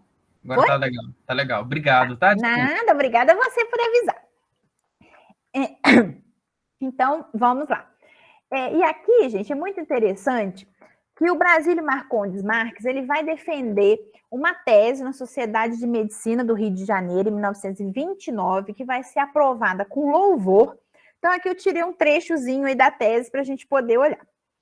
O combate ao espiritismo deve ser igualado ao que se faz à sífilis, ao alcoolismo, aos entorpecentes, ópio, cocaína, etc. A tuberculose, a lepra, as verminoses. Enfim, a todos os males que contribuem para o enfraquecimento, para o aniquilamento das energias vitais, físicas, psíquicas do nosso povo, da nossa raça em formação. Então, ele tem que ser combatido né, gente? Até em relação às verminoses, da tuberculose que matava muito, a sífilis também, aos entorpecentes. Então, era uma coisa aí bastante significativa, bem importante a atuação do poder público sobre essas questões. E aqui eu trouxe uma estatística para vocês, de 12 anos internações que entraram no pavilhão aí de observações de assistência médica aos psicopatas na clínica psiquiátrica da Faculdade de Medicina do Rio de Janeiro. Então, ele vai colocando de 1917 até 1928, a gente pode perceber lá a entrada de insanos e entrada lá de espiritopatas, e o quanto que ele vai crescendo, ou seja, lá 9,4% no total de entradas em 12 anos. Vai ser exatamente, gente, essa estatística que eu vou explicar um pouquinho mais à frente, que o doutor Inácio Ferreira vai discutir bastante, a gente vai analisar e voltar nesse assunto daqui a pouco. E como eu falei para vocês, em 1927, ocorreu um inquérito entre especialistas brasileiros. Então, foi proposto pela Sociedade de Medicina do Rio de Janeiro que reunisse 9 pessoas de prestígio, foram médicos, engenheiros, e essas 4 questões aqui foram propostas para eles, para análise e resposta. Então, é Vossa Excelência de opinião que exista fundamento científico nos chamados fenômenos espíritas? Conhece Vossa Excelência fatos ou experiências que documentem cientificamente o espiritismo? Então, aqui seria importante, porque já enquadraria, caso não, já se enquadraria perfeitamente na questão da fraude. A prática do espiritismo pode trazer danos à saúde mental do indivíduo? Então, isso já entraria como fator desencadeante de loucura. E o exercício abusivo da arte de curar pelo espiritismo acarreta perigos para a saúde pública? Que é exatamente o que eles vinham discutindo. Então, gente, né? As 2 primeiras perguntas, com certeza, não. Né? A maioria das respostas, por unanimidade, disse que não. E a terceira e a quarta, sim, né? Que ele podia trazer danos e que o exercício abusivo traria problemas para a saúde. E aí, havia um debate importante entre a classe médica se o espiritismo seria, a loucura espírita se constituiria numa nova classe diagnóstica ou se poderia ser enquadrado dentro dos quadros de loucura religiosa. A grande maioria concordava que deveria ser enquadrado nos casos de loucura religiosa. Só que o doutor Henrique Roxo, que era um médico importante na Faculdade de Medicina do Rio de Janeiro, ele chegou a criar, ele discordava, ele achava que não, que se constituía numa nova classe diagnóstica que ele deu o nome de delírio espírita episódico. E ele chegou a apresentar essa nova categoria numa conferência médica em Paris, em 1936, e a dizer que o delírio espírita era responsável por 5 a 10% das internações. Então, o que vem chamando a atenção aqui, pessoal? É exatamente a quantidade de professores de renome na medicina brasileira que estavam lidando com este assunto, questionando se o espiritismo deveria ser proibido, já era proibido, né? Se deveria ser extinto de uma vez. Então, assim, são nomes importantes e que estavam indiretamente publicando, escrevendo sobre a questão da loucura espírita.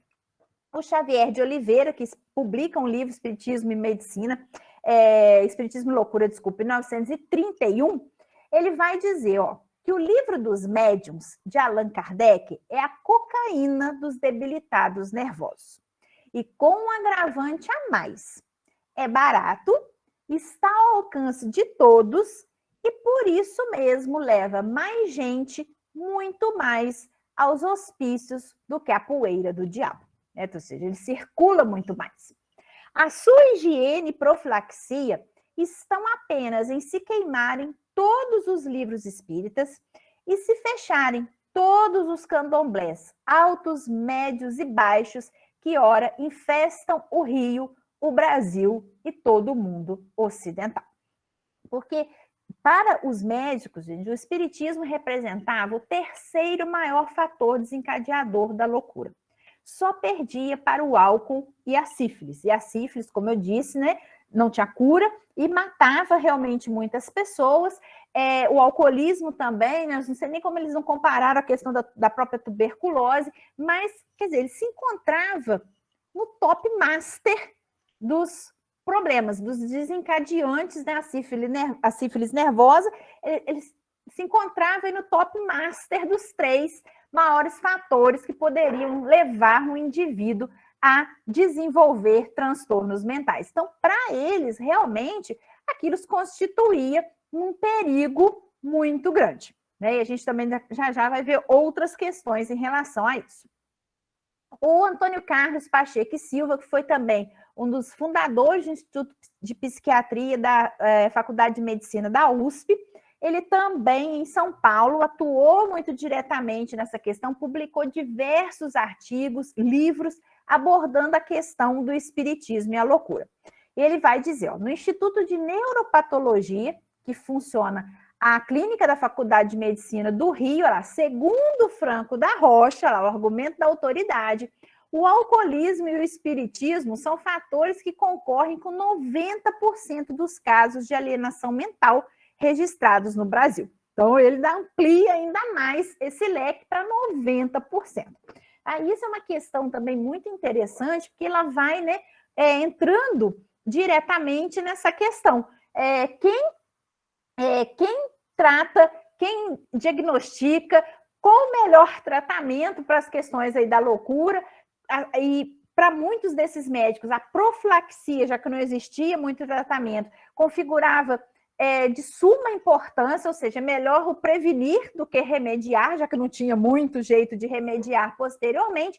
Então, para eles, isso chegava a representar uma questão de saúde pública, tal como nós vimos lá no enquadramento do Código Penal de 1890. Nas décadas de 30 e 40, a gente vai perceber o ápice desse conflito. O debate, né, vai ser bem profícuo na imprensa leiga, até por parte dos espíritas, porque os espíritas vão começar pela Rádio Rio de Janeiro um programa, a Hora Espírita Radiofônica, e os médicos vão ficar realmente aí enlouquecidos com essa questão, que eles vão dizer, gente, o rádio, só lembrando, né, pessoal, era o principal veículo aí de comunicação, nós não tínhamos televisão no país na época. Então, assim, vários lares tinham pelo menos um rádio, que era através do rádio que as pessoas ficavam sabendo do mundo, por exemplo, da Segunda Guerra, né, eles ficavam sabendo a partir do rádio o que estava acontecendo. Então, já pensou um programa na rádio? Ele poderia disseminar muito mais as ideias espíritas na sociedade, poderiam gerar aí mais problemas. Então, como nós vimos, a gente vai ter um número maior de livros, né, lá do próprio Xavier de Oliveira, como eu falei para vocês, um maior controle governamental, né, eles vão cobrar isso, e também, gente, um ponto bastante interessante que a Adriana chegou a citar, né, que a partir dos anos 30, o Getúlio Vargas entra no poder. E é muito interessante que eu consegui identificar o discurso de formatura do Vargas em 1907, em Direito, lá na faculdade no Rio Grande do Sul. E nesse discurso dele de formatura, ele já condena o espiritismo. Olha que coisa mais interessante. Então, realmente, quando ele entra no governo, frente a uma cobrança maior que se intensifica da classe médica, a gente vai começar a ter aí maior controle governamental. Moções, né, para os governantes contra o programa de rádio, como eu falei, e as atividades de cura, e ao mesmo tempo também os espíritas vão intensificar os debates. Na maioria das vezes, né, eu peguei muitos artigos no Diário da Noite, geralmente, às vezes, gente, era na primeira página. Um dia eram os médicos que escreviam, expondo as suas ideias, no dia seguinte era um espírita que escrevia também expondo as suas ideias, e um ia debatendo com o outro. Então, chegou, assim, nesse período da inauguração deste programa, por exemplo, nós chegamos, assim, a ter mais de mês de publicação, em primeira ou segunda página, de artigos relacionados aos questionamentos médicos e espíritas, e os dois aí, um rebatendo o outro mais diretamente. Aí, né, no jornal, esse é o Diário da Noite, o Espiritismo, fábrica de loucos, olha lá, ó, uma moção, uma mensagem dirigida ao ministro da Educação, pedindo providências contra a propaganda radiofônica da doutrina de Allan Kardec. O psiquiatra lá e o homem que crê, foi entregue também ao Ministério da Educação protesto da Academia de Medicina contra o espiritismo. E no cantinho aqui, o espiritismo é uma seita perigosa que escraviza milhões de indivíduos. E se nós formos olhar lá embaixo, próximo da setinha azul, a gente já vê lá, um outro tipo de depoimento. Esteve louca no hospício e curou-se com o espiritismo. Então, isso que eu estou mostrando para vocês, como tinha artigos médicos e artigos de pessoas, relatos ou dos próprios espíritas debatendo aí no jornal o tempo todo. Aí que nós vamos analisar agora sobre a produção espírita, né? Que nós também vimos livros, artigos e uma tese em medicina. E o curioso é que essa tese de medicina foi apresentada na Faculdade também de Medicina do Rio de Janeiro e ela foi rejeitada. Era uma tese em que procurava demonstrar que o espiritismo não trazia problemas, riscos para a saúde, mas essa tese ela foi reprovada. Então, nós vamos ter, né, gente, criações, fundação dos hospitais psiquiátricos espíritas, que eu falei que é uma característica brasileira, diversas críticas à psiquiatria. O que eles criticavam, né, de um modo geral? A questão de os médicos pouco estudarem sobre o espiritismo e querer opinar sobre ele. O espiritismo e os fenômenos espíritas, né, os fenômenos mediúnicos. Outra questão também que eles criticavam muito, a questão das estatísticas. Muitos espíritas e médicos espíritas acusavam que, ao entrar no hospital, eles já faziam uma pergunta ou para o paciente que estava entrando ou para o seu familiar. Ele frequentou algum tipo de sessão espírita? Se já respondesse sim, já era enquadrado no quadro lá dos espiritopatas, né? Outra coisa também que a gente já vai ver também, a questão da defesa dos métodos de tratamento espíritas, eu já vou explicar. ênfase no aspecto caritativo, ou seja, nós não estamos exercendo a medicina ilegalmente, nós estamos praticando a caridade, nós não cobramos nada por isso. E também, por fim, que o espiritismo não desencadearia loucura, muito pelo contrário, preveniria. Né? Porque os espíritas argumentavam que, ao dar às pessoas a ideia de que não existiria apenas uma vida, né, de que tudo que as pessoas estavam passando agora, elas poderiam ter, né, melhoras no futuro, recuperar questões, e isso, na verdade, blindaria as pessoas de um desequilíbrio maior e até mesmo ao suicídio, como a Adriana, né, comentou lá anteriormente, que também ele era acusado. E aí, quais vão ser as estratégias discursivas dos espíritas? Então, primeiro, que a mediunidade não era uma fraude, era uma real manifestação de espíritos, certo? Eles vão relativizar, como eu já falei para vocês, a autoridade científica, né, dos médicos, o dogmatismo e a falta de pesquisas, ou seja, isso não pode acontecer, porque era muito comum também reinar entre os médicos à época o paradigma monista, ou seja, que não poderia existir nada além do corpo, e frente a isso eu também nego, não estudo, isso simplesmente é mentira e ponto final, isso é uma coisa que eu não discuto. O que vai acontecer diferente na Europa e nos Estados Unidos, que embora, mesmo sem saber a explicação, e muitos desses pesquisadores depois não concluíram pela hipótese espírita da existência do espírito, mas estudaram, o que aqui no Brasil não aconteceu. E falta mesmo dessas pesquisas, como eu falei para vocês, esses estudos que pudessem aprofundar sobre esses fenômenos. Então, eles vão dizer que eles estudam pouco, são dogmáticos e simplesmente é uma coisa que eu não quero me aprofundar, eu não quero saber. O questionamento das estatísticas, como eu já falei, e também a questão da complementariedade entre espiritismo e medicina.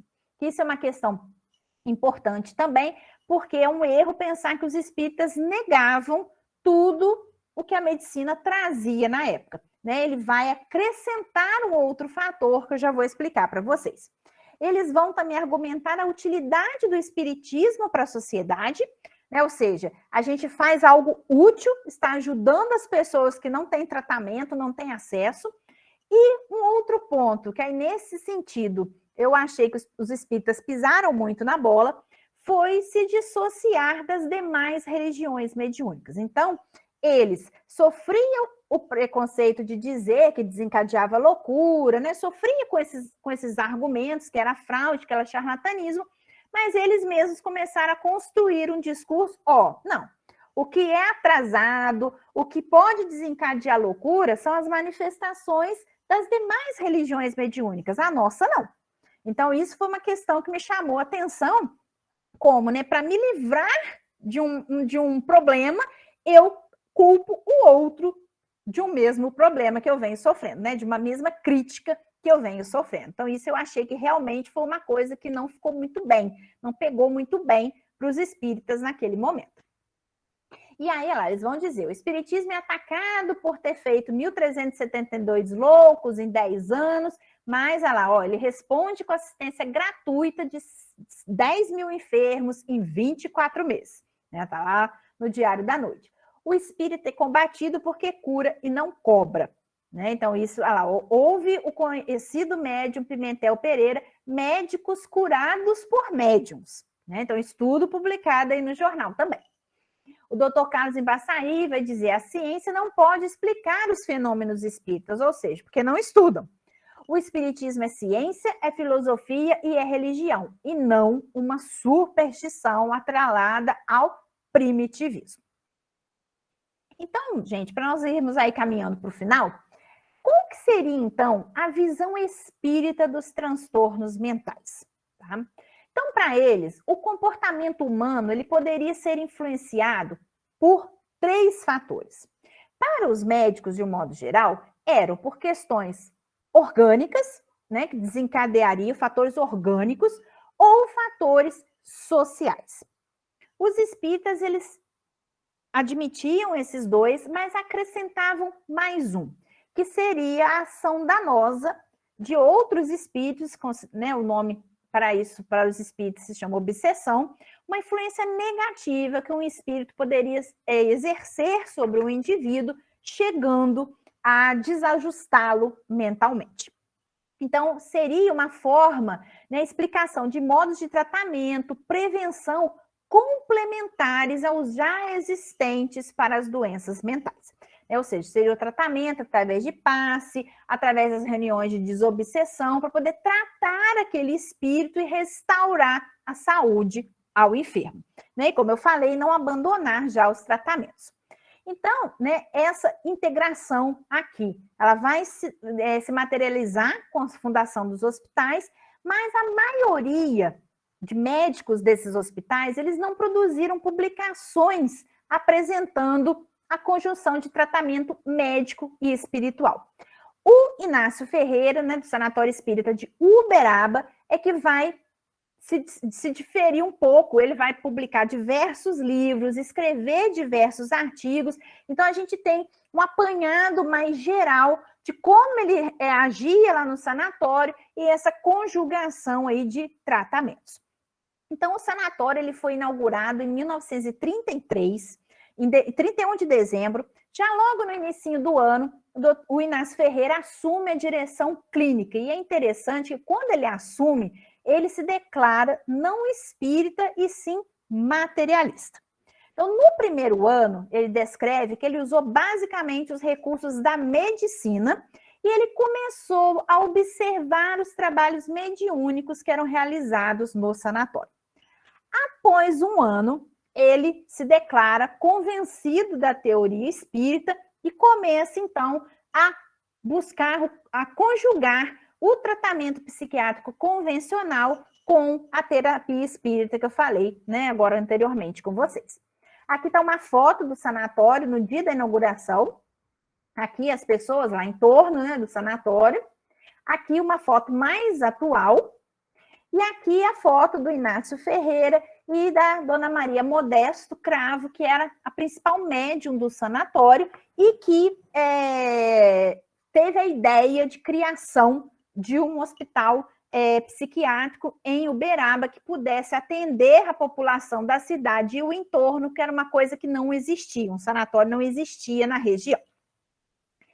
E ele vai, então, discutir, expor suas argumentações em vários desses livros que ele publica, a partir de 1941, 42, Tens Razão, ele vai discutir sobre essas questões, Espiritismo e Medicina, Psiquiatria em Face da Reencarnação, Novos Rumos à Medicina 1 e 2, que ele também vai apresentar nesses livros a proposta espírita de tratamento, e um de contos que ele faz, Os Peregrinos da Vida. Então, a principal tese que o Inácio Ferreira vai desenvolver, gente, é que a medicina se restringiu muito ao negar estudar o fator espiritual nos transtornos mentais, que ela poderia conjugar as duas coisas, como era a proposta do sanatório. E ele vai dizer, né, que as classificações psiquiátricas eram muito divergentes, diagnósticos confusos e descritivos, às vezes, né, muitas vezes, o mesmo grupo de sintomas, um diagnosticava de uma forma, o outro de outra, pouco informativos sobre o prognóstico e a terapêutica, quer dizer, tudo também muito dentro, gente, dessa psiquiatria que está caminhando e se instituindo também enquanto ciência. E ele vai sofrer críticas da igreja, em Uberaba, que era muito forte e influente, da própria classe médica, e algumas críticas que a gente pode fazer aos seus livros, que eles eram escritos numa linguagem pouco técnica, né? Apesar dele ser médico, ele não desenvolvia uma linguagem mais científica para argumentar também sobre essas questões. O estilo é muitas vezes emotivo, grandioso, mas o que é interessante é que ele faz abundantes relatos de casos nesses livros, né, de pessoas que internaram lá no sanatório e que teriam saído curadas. Então, para ele, esse alto índice de cura, já que não havia tratamento mais efetivo na época, seria uma evidência a favor da teoria espírita, ou seja, da teoria da obsessão e da desobsessão. Então, eu peguei um relatório de atividades dele, de 1934 a 44, onde ele coloca que 1.319 pacientes deram entrada no sanatório nesses 10 anos. Então, ele fala que 554 saíram curados, 210 melhorados, 163 transferidos, 341 foram retirados e 51 evoluíram a óbito. E aí, ele diz que desse percentual aí dos curados, 423 casos ele declarava como de obsessão, que seria para ele o maior percentual de cura, bem próximo a 100%. Tá? Embora ele não negasse também adequar, né, juntar, combinar os vários tipos de tratamento disponíveis. E muito interessante que o tratamento médico espiritual dele, essas publicações, elas ultrapassaram as fronteiras do movimento espírita brasileiro. Ele alcança a imprensa, a população leiga, pesquisadores de diversos países. Então, ele tem lá livros, ele era muito metódico, ele colava, ele tinha cadernos imensos que ele colava as correspondências, porque médicos de outros países chegavam a escrever cartas para ele, já com envelope de selo, com selo dentro para ele responder, solicitando diagnóstico e tratamento para doenças. Vários de seus livros foram traduzidos para o espanhol também. O Ian Stevenson, que foi um importante pesquisador da Universidade da Virgínia, que estudou, né, casos de reencarnação, principalmente aí em crianças, ele chegou a escrever para o doutor Inácio Ferreira, eles trocaram correspondências. Então, só para a gente poder ver a amplitude dessa figura né, gente, no interiorzão de Minas Gerais, ainda na primeira metade do século XX. E aí ele vai publicar artigos, vai ser publicados vários artigos sobre ele, né, em diversos jornais espíritas e espiritualistas no Brasil e fora. Ele também publica vários artigos, recebeu convites para congressos, igual eu falei, manteve contato com médicos e pesquisadores e recebeu diversas homenagens, do Lions Club, das Academias de Medicina de Minas Gerais, da universidade lá em Uberlândia também. Então, gente, para a gente concluir, primeiro, em relação ao conflito lá da loucura espírita, né, como eu já disse, foi entre dois grupos que estavam buscando a sua legitimidade, a sua hegemonia, e a loucura espírita acabou se constituindo numa importante estratégia discursiva para condenar o espiritismo. Era uma estratégia científica.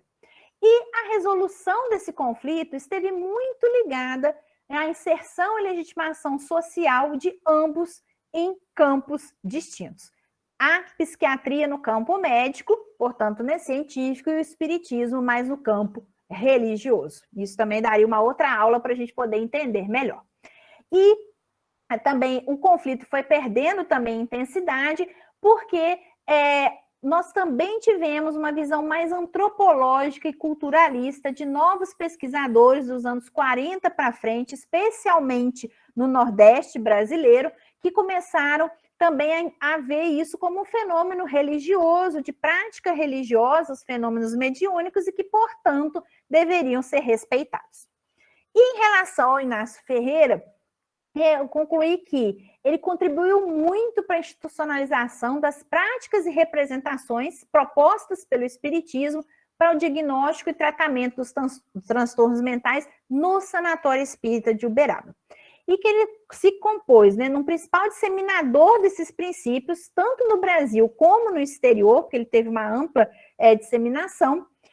E nós também desconhecemos estudos, né, buscando reconstruir bem a sua trajetória no meio acadêmico. Então, é bastante interessante esse papel importante que ele teve, né, de disseminação, e que provavelmente ele deve ter sido o médico espírita que mais tentou colocar em prática, por exemplo, os escritos do Bezerra de Menezes, no livro lá, né, o Loucura e Obsessão, que ele escreveu. Então, acho que o Inácio Ferreira provavelmente foi o médico espírita que mais trabalhou nessa conjugação entre métodos espíritas e métodos convencionais para a identificação dos transtornos mentais e o seu tratamento. Tá? Então, o meu muito obrigada, aqui está o meu e-mail também. Qualquer coisa, estou à disposição. Se alguém tiver mais informações, coisas que queiram compartilhar comigo, vou ficar muito agradecida. Sugestões, críticas também são muito bem-vindas. Muito obrigada. Obrigado, professora. Foi excelente os dois trabalhos. Para a gente tentar aproveitar esse tempinho, eu queria pedir se a gente pudesse ser bem sucinto para a gente conseguir responder o máximo de perguntas possíveis. Tá? Aí a gente vai fazer algumas rodadas de 2 perguntas para cada professora, e lembrando que tem elogios, né, mensagens no chat para as professoras, né? Podem olhar lá que esse feedback, esse carinho, ele é muito importante. Professora Adriana, né, antes da pergunta, né, tem a Edilma Alves perguntou: nós iremos ter acesso a esses materiais das aulas ministradas aqui? Aí você poderia responder nesse sentido institucional. Mas, diretamente do trabalho, nós temos o Jader Sampaio, Maria Laura Viveiros de Castro, antropóloga, que escreveu a tese sobre o espiritismo. Tem alguma relação? Só um minuto que a pergunta mexeu. Tem alguma relação com Francisco Viveiros de Castro? E o Adair Ribeiro pergunta: em julho, agosto de 1892, foi criada a Comissão Permanente de Defesa do Espiritismo, composta, entre outros, pelo advogado Torteroli, advogado Ramos Nogueira, Dr. Bezerra de Menezes e o senador Antônio Pinheiro Guedes. A professora Adriana poderia dizer se essa comissão teve papel de destaque no meio jurídico? Sim. Obrigada pelas perguntas. Em relação a Dilma, os materiais dependem muito das pessoas que estiverem palestrando, né? O meu material eu posso certamente disponibilizar para você, só preciso que você me envie um e-mail para que eu possa, enfim, remeter para você, a Angélica, de repente também, né, Angélica? E os e-mails que todos os professores tiverem colocando disponíveis. Eu me lembro que semana passada também a Larissa disponibilizou o e-mail dela, que eu coloquei aqui, a Raíssa também. Então, é só você mandar um e-mail para a gente que, enfim, a gente disponibiliza sem problema algum, tá bom? Só fica difícil a gente disponibilizar assim de uma maneira geral, porque a gente não sabe até quem são as pessoas que têm um interesse ou não. Mas de qualquer maneira, de antemão, eu já digo que todas essas palestras nossas, elas vão ser editadas e serão colocadas no nosso canal Lepid no YouTube, tá bom? Então, isso não é para agora, isso não vai acontecer agora. Na realidade, semana que vem, nós teremos ainda a nossa última palestra. E aí, após a última palestra, vamos fazer todo esse trabalho. E aí, certamente, vocês que estão participando vão receber, né, uma mensagem nossa. Vamos mandar um e-mail para vocês notificando que tudo isso que vocês estão vendo aqui, todas as palestras que vocês estão assistindo, elas também vão estar disponíveis nesse canal do YouTube, tá bom? A questão do Jader, eu entrei em contato com ela, né? Eu entrei em contato com a Maria Laura, eu fui a um evento em que ela, por causa do sobrenome, obviamente, né? Eu fui a um evento em que ela estava palestrando, na ocasião do doutoramento, para saber se existia algum vínculo ou não. Existe um vínculo, um parentesco bem distante, porque ela é de um outro galho, da árvore genealógica, mas ela falou que existia uma pessoa mais próxima a ele, e ela me deu um nome, né, um advogado, né, que é o Luiz Paulo, advogado Luiz Paulo Viveiros de Castro. E a partir do nome que ela me deu, enfim, eu, pesquisador, né, comecei a futucar, enfim, tentar encontrar quem ele era. E a partir de então, a Angélica disponibilizou o e-mail. Depois eu coloco o meu e-mail aqui também para vocês, apesar que o Lepid também entra em contato comigo, tá bom? Eu entrei em contato com ela, né, conversei, e aí ela falou do Luiz Paulo, que era parente dele, que eu podia entrar em contato. Eu investiguei, entrei em contato com ele por um e-mail, que depois não consegui o retorno, essas coisas de pesquisador, né? Depois eu consegui o retorno dele e estabeleci um contato com ele em trocas de e-mails. E foi muito bacana, sabe? Foi muito bacana, porque, na realidade, o Viveiros de Castro, ele não se casou e não teve filhos, né? O Viveiros de Castro, que eu estudei. Mas o irmão dele, o Augusto, o Olímpio Viveiros de Castro, né, o Augusto Viveiros de Castro, que chegou até o Supremo Tribunal Federal, porque o que eu estudei, ele faleceu, né, aos 46 anos, 45, 46 anos, ele não chegou a constituir família, mas o irmão dele, sim, teve um filho, enfim, então um sobrinho bisneto do Viveiros de Castro, que eu pude dialogar, né, e eu tive com ele um diálogo bastante interessante, porque ele humanizou o Viveiros de Castro para mim, né? Que o Viveiros de Castro, o contato que eu tinha com ele, obviamente, era um contato de um juiz, né? Um juiz que estava tentando, de alguma maneira, fazer com que os seus pares vissem aquilo que ele estava sentenciando como uma possibilidade de ser criada ali jurisprudência, né? Ele publicou uma série de livros que foram escritos para os jovens advogados, aqueles que seriam os futuros juízes, para que eles pudessem ter cuidado com todo o processo que eles estariam examinando. Ele vai chegar até o ponto de dizer que um magistrado, né, aquele juiz que ele se dedica à área criminal, uma decisão errônea, ele prejudica a vida de um ser humano, para todo sempre. Né? Então, havia necessidade do magistrado realmente se debruçar. Então, ele vai repetir isso em diversos momentos, de diversas formas, em seus livros. E aí, o Viveiros de Castro, ele humanizou para mim, né? O Luiz Paulo humanizou o Viveiros de Castro enquanto ser humano. Na minha tese, eu dedico uma parte que eu falo um pouquinho da trajetória do Viveiros de Castro. Eu menciono algumas situações que o Luiz Paulo falou para mim que eram situações... Ele não conviveu, obviamente, com o Viveiros de Castro, mas ele sabia por conta de rodas familiares, né, de conversas familiares, e sempre quando falava do Viveiros de Castro que eu estudei, não era nem de uma forma nem tão muito boa assim, né, então mostrando a humanidade das pessoas que, enfim, né, aí é só lendo a tese mesmo para você poder ter acesso a ela. O meu livro também que eu publiquei no ano passado, que também é um livro que foi baseado na minha tese de doutoramento. Obrigado, professora. Professora Angélica, vou deixar duas perguntas para a senhora também.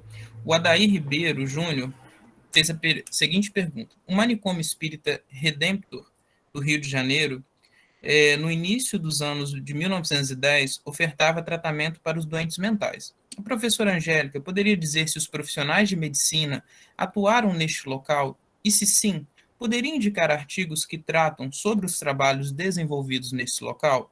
E a Alessandra Albuquerque trouxe uma outra questão muito interessante, uma dúvida.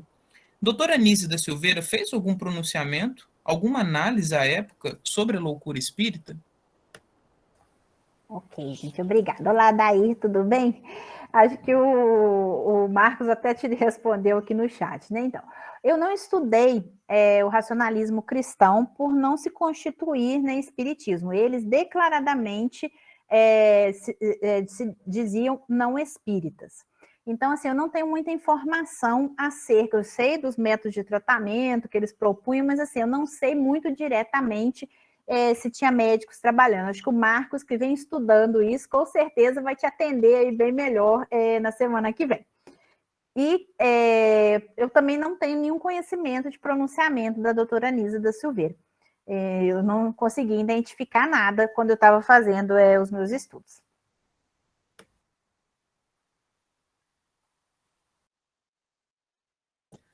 Desculpa, estava com o microfone fechado. Vou colocar mais uma para a senhora, professora Angélica. Né? Em Porto Alegre, o Hospital Espírita de Porto Alegre é fundado em 25/12/1926. Com o tempo, teve um periódico, a Desobsessão, que visava conjugar a visão médico-espírita e tornar pública a ideia espírita sobre os transtornos mentais.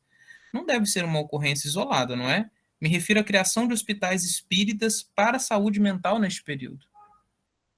Exatamente, Larissa. A gente vai ter uma criação grande, né?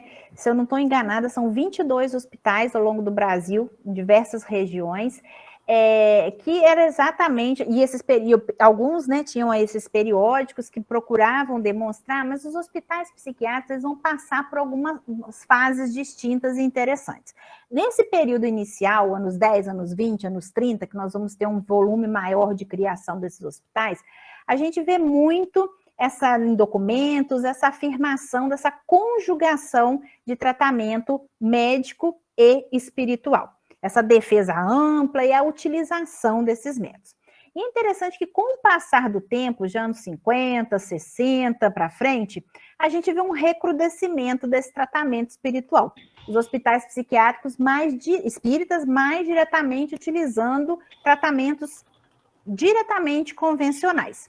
E, recentemente, dos anos 90 para cá, a gente tem visto um resgate novamente por parte desses hospitais de novamente divulgar a conjugação desses tratamentos e a utilização desses tratamentos. Então, eu acho que esse arrefecimento pode ter se dado muito por conta dessa chuva mesmo de críticas, de questionamentos da parte médica, e agora, né, como vem aumentando os estudos de religiosidade, impacto na saúde das pessoas, pode ser que isso esteja contribuindo para um resgate maior dessa conjugação de tratamentos nos hospitais. Não sei se é isso que você queria saber.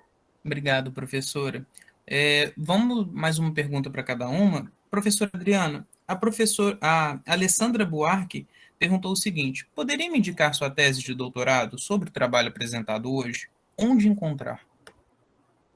Na realidade, eu tinha que responder uma outra pergunta, que eu acabei não colocando o nome do Adair aqui, e eu não respondi anteriormente, então eu vou responder a dele, depois eu falo. Qual é o nome da menina?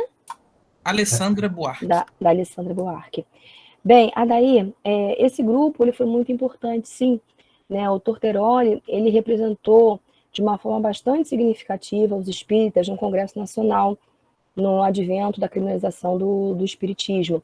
Ele integrou o Centro da União Espírita de Propaganda no Brasil, ele fez parte também dessa Comissão Permanente Defensora dos Espíritas, que foi criada, se eu não me engano, em 1892, e em 93, essa comissão chegou até o Congresso, para justamente tentar discutir com os políticos da época a eliminação tanto do artigo 157, que eu discuti com vocês, como também do artigo 158, que tinha alguma ligação também com o 157, que era a ideia de justamente, né, a proibição dos espíritas ou qualquer um outro que pudesse prescrever medicamentos de qualquer ordem sem ter habilitação acadêmica em medicina.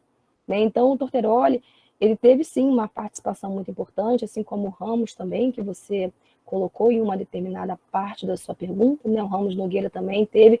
O Ramos Nogueira, ele publicou uma série ele publicou uma série de artigos, seja na publicação a pedido, ou então artigos até mesmo na própria Gazeta, né? Artigos mesmo. Então, assim, você encontra uma imensidão, é de impressionar realmente como que ele foi uma figura muito importante nesse momento difícil do espiritismo aqui no Rio de Janeiro.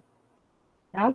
E aí, indo para a pergunta da Alessandra, eu coloquei o meu livro aqui, Alessandra. A minha tese de doutoramento, ela está no banco de dados da UERJ.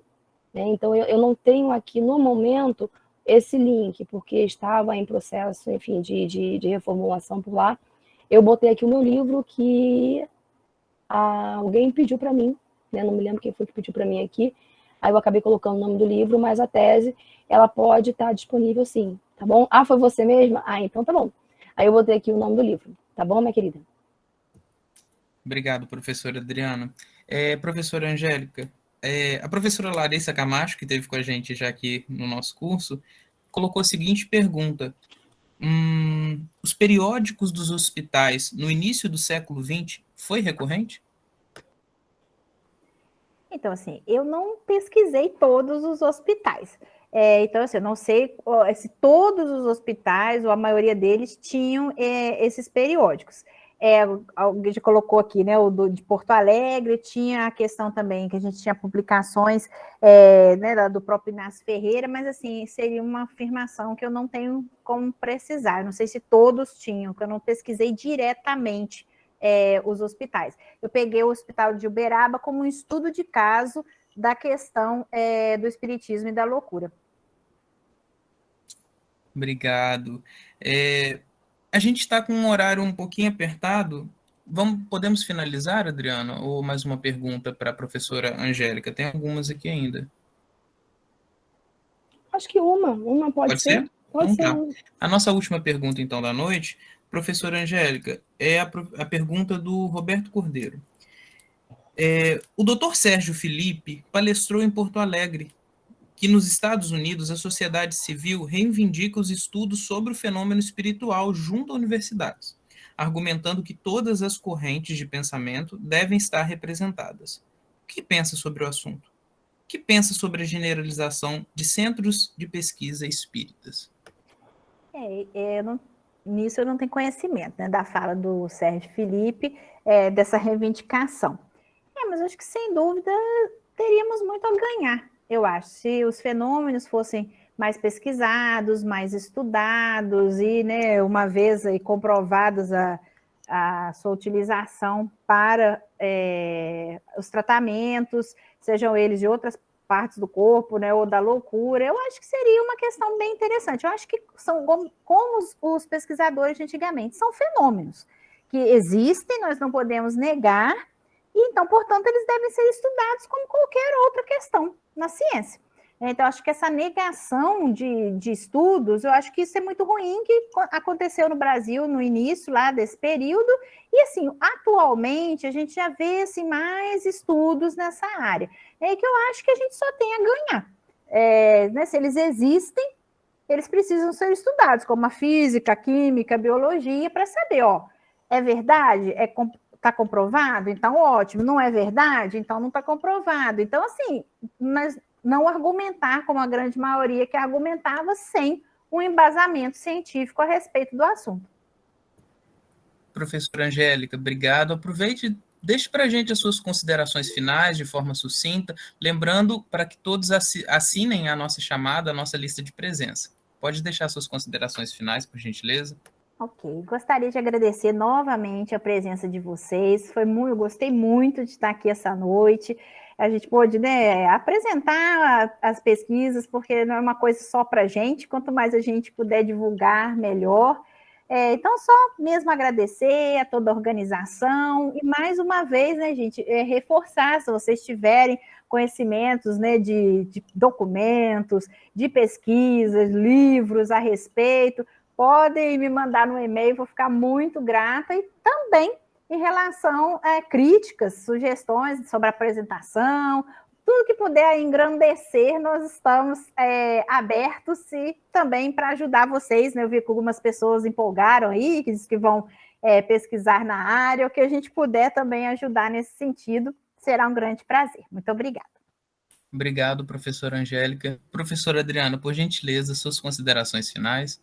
Eu queria, antes de mais nada, agradecer a presença de todos vocês, né? E eu gostei muito das perguntas que foram realizadas, foram perguntas extremamente pertinentes. Eu consegui até, né, de alguma maneira, reviver alguns momentos da minha tese que eu quase não falo, mas que foram momentos importantes, como foi a pergunta do Adair, a questão do Jader também. Eu gostei muito, porque me fez rememorar, né, o momento em que eu tive esse contato com o Luiz Paulo, sobrinho bisneto do Viveiros de Castro.